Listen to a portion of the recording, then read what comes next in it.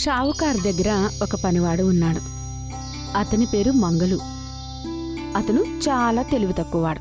షావుకారు అతని పనులకు విసిగెత్తిపోతాడు. షావుకారికి అతని మీద చాలా కోపం వస్తుంది. అందుకే మంగలు మీద షావుకారు ఊరికే అరిచేటట్టు ఏదో ఒక పని చేస్తూనే ఉండేవాడు. అయ్యగారు, నా దగ్గర ఒక మంచి విషయం ఉంది. అరే, ఏంటా విషయం? అయ్యో, దానివల్ల మీరు చాలా ధనవంతులు అవ్వచ్చు. అరే త్వరగా చెప్పు. అయ్యగారు, మనం డబ్బుల పంట పండించవచ్చు. డబ్బుల పంట ఎవరైనా పండిస్తారా అసలు? చెయ్యొచ్చు. నిన్న రాత్రి కలలో లక్ష్మీ అమ్మవారు వచ్చారు. తనే నాకు డబ్బుల పంట గురించి చెప్పారు. అరే, నిజంగా లక్ష్మీ అమ్మవారు నీ కల్లో వచ్చారా? అవును, నిజమండి. నేను మీకెందుకు అబద్ధం చెప్తాను. అయితే ఏమన్నారు లక్ష్మీ అమ్మవారు?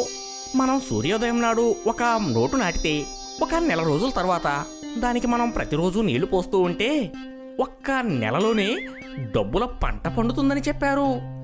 ఇంకా చెట్లకి ఎక్కువ డబ్బులు వస్తాయంట. అవునయ్య గారు, అప్పుడు మీరు ఇంకా గొప్ప ధనవంతులవుతారు. ఆ విషయం విని షావుకారు చాలా ఆనందిస్తాడు. ఇంకా మనసులో ఇంకా ధనవంతుడు అవ్వాలన్న కలలు కంటూ ఉంటాడు. అతని మనసులో లడ్డూలు వస్తుంటాయి. అరే, ఇంకా ఆలస్యం ఎందుకు? పద, మనం డబ్బుల చెట్లు నాటుదాం. ఇప్పుడు కాదయ్య గారు, ఇప్పుడు మధ్యాహ్నమైంది. సూర్యోదయం అప్పుడే డబ్బులు నాటమని మన లక్ష్మీ అమ్మవారు చెప్పారు. ఆహా, సరే, నేను అప్పటికే డబ్బులు రెడీ చేసి ఉంచుతాను. షావుకారు అతని లాకర్ నుంచి 2000 రూపాయల నోటు తీసి పక్కకి పెడతాడు. అతను ఒక పెద్ద నోట్ల కట్టని విడివిడిగా పెడతాడు. ఇప్పుడు షావుకారికి నిద్రనే రావడం లేదు. అతను కేవలం ఉదయం అవడం కోసం ఎదురు చూస్తూ ఉంటాడు. ఎలాగోలా రాత్రి గడిచింది. ఇంకా ఉదయం అవగానే అతను పెరట్లోకి వెళ్తాడు. అరే లే వెదవా, ఇంకా పడుకునే ఉన్నావు నువ్వు. అయ్యో, పడుకునేవ్వండి అయ్యగారు, బాగా నిద్ర వస్తుంది. అరే, మర్చిపోయావా? సూర్యోదయం కావస్తుంది, లేవు. డబ్బులు నాటే విషయం వినగానే మంగలు నిద్రలేస్తాడు. అయ్యో అయ్యగారు, నేనెలా మర్చిపోతాను? లక్ష్మీ అమ్మవారు కలలోనే కదా చెప్పింది. అరే, నువ్వు త్వరగా వెళ్ళి గడ్డపార తీసుకునిరా. సరే అయ్యగారు. మంగలు ఇంటి లోపల నుంచి గడ్డపార తీసుకుని వస్తాడు. ఇంకా పెరట్లో తవ్వుతూ ఉంటాడు. అరే, సరిగ్గా తవ్వు, అప్పుడే డబ్బులు ఎక్కువ వస్తాయి. మంగలు మట్టి తవ్వుతూ ఉంటాడు. ఇంకా షావుకారు ఆ మట్టిలో డబ్బులు నాటుతూ ఉంటాడు. ఇద్దరూ కలిసి పెరట్లో మొత్తం డబ్బులు నాటుతారు. ఇంకా షావుకారు రోజూ సూర్యోదయం సమయంలో డబ్బులు నాటిన చోట నీళ్లు పోసేవాడు. మెల్లిమెల్లిగా కాలం గడిచింది. కాని డబ్బుల చెట్లు రాలేదు.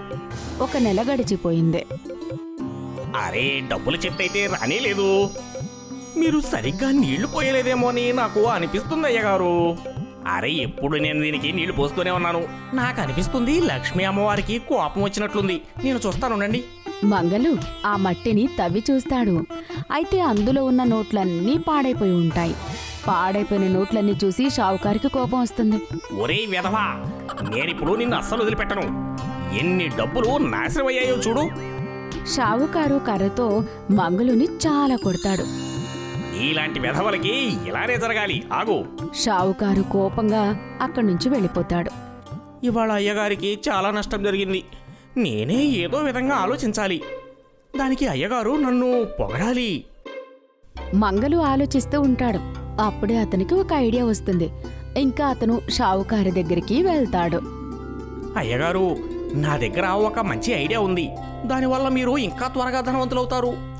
వెళ్ళెక్కడి నుంచి, లేకపోతే నీ నడుము విరగొడతా. ఇప్పటికే ఎంత నష్టమయ్యేలా చేశావు. అయ్యో లేదయ్యగారు, ఈ ఐడియాకి మీకు కొంత నష్టం కూడా జరగదు. నాకు నీలాంటి వెధవపైన కాస్త నమ్మకం కూడా లేదు. అయ్యో అయ్యగారు, కనీసం నా మాట వినండి. సరే, త్వరగా చెప్పు. అయ్యగారు, సింహం పళ్ళు మరియు గోళ్ళు చాలా విలువైనవి అంటయ్యగారు. అరే, అందులో కొత్త విషయం ఏముంది? అది నాకు కూడా తెలుసు. మనిద్దరం వెళ్ళి సింహాన్ని పట్టుకుని దాని కాళ్ళ గోళ్ళు మరియు పళ్ళు అమ్మేసుకుందామయ్యగారు. అరే, నేను నీకంత పిచ్చివాళ్ళ కనిపిస్తున్నానా? అది అంత సాధ్యం కాదు. ఇది అంత సాధ్యం కాదు, కానీ ఇదే జరిగితే మీరు చాలా ధనవంతులు అయిపోతారు. ధనవంతుడవుతాడు అన్న మాట వినగానే షావుకారు మళ్లీ మంగళూరు రోడ్లకొస్తాడు. కానీ మనం సింహాన్ని ఎలా పట్టుకోవడం? అయ్యగారు, మనం ఒక మేకని దానికి ఎరగా వేద్దాము. అది దాన్ని తినే సమయంలో మనం ఒక వల వేసి దాన్ని పట్టుకున్నాం. ఇది బాగుంది. షావుకారు ఇంకా మంగలు ఒక మేకను తీసుకుని అడవికి వెళ్ళిపోతారు. మంగలు మేకని అడవిలో వదిలేశాడు. ఇంకా వాళ్ళిద్దరూ ఒక చెట్టు కింద దాక్కుంటారు. సింహం మేకని చూడగానే అది మేక వైపు వెళ్తూ ఉంటుంది. సింహం మేక వైపు వెళ్ళడం చూసి వాళ్ళిద్దరూ కూడా సింహం వెనకాలే వెళ్తూ ఉంటారు. ఇద్దరూ మెల్లిమెల్లిగా సింహం వెనకే వెళ్తూ ఉంటారు. ఇంకా సింహం మేక వెనుక. కానీ మేక సింహం దానివైపు రావడం చూసి మేక ఇంటి వైపు పరిగెడుతూ ఉంటుంది. మేక పారిపోవడం చూసి మంగలు గట్టిగా అరుస్తూ ఉంటాడు. అరే, ఎక్కడికి వెళ్తున్నావు? ఆగు ఆగు! మంగలు అరుపు విని సింహం వెనక్కి తిరుగుతుంది. ఇంకా ఇద్దరిని చూస్తూ ఉంటుంది. ఓరి వెధవా, ఏం చేస్తున్నావు? ఇప్పుడు ఆ సింహం మనల్ని వదిలిపెట్టదు. సింహం వేగంగా వీళ్ళిద్దరి వెనక పరిగెడుతూ ఉంటుంది. ఇంకా వీళ్ళిద్దరూ ఇంటి వైపు పరిగెడుతూ ఉంటారు. ఇంకా అప్పుడే సింహం పంజా వేసి షావుకారు పైకి ఎక్కుతుంది. మంగలు గట్టి గట్టిగా అరుస్తూ ఉంటాడు. అరే, కాపాడండి కాపాడండి! అయ్యగారిని సింహం తినేస్తుంది, కాపాడండి! మంగలు అరుపు విని ఒక వేటగాడు అక్కడికి వస్తాడు. ఇంకా అతను సింహాన్ని కర్రతో కొడతాడు. కర్రతో కొట్టేసరికి సింహం అక్కడి నుంచి పారిపోతుంది. కానీ షావుకారుకి మాత్రం చాలా ఘోరంగా గాయాలవుతాయి. మీరు బానే ఉన్నారు కదా? ఓరే వెధవా, నీ వల్లే నాకు ఈ పరిస్థితి వచ్చింది. వెళ్ళు, నువ్వు అసలు నాకు కనిపించకుండా ఎక్కడికైనా వెళ్ళిపో. అత్యాశకు పోయి పిచ్చోడు మంగలు మాటలు విని షావుకారు డబ్బు నష్టం చేసుకున్నాడు. ఇంకా అతని శరీరానికి కూడా గాయాలు తగిలించుకున్నాడు. ఇప్పుడు షావుకారు ఒక్కడే ఒంటరిగా తన్నులాడుతూ ఇంటికి వెళ్తూ ఉంటాడు. ఇప్పుడు దీంట్లో మనం నేర్చుకున్నది ఏంటి అంటే, ఎదవల మాటలు విని వాళ్లతో సాంగత్యం చేయడం వల్ల మనకి నష్టం మాత్రమే జరుగుతుందండి.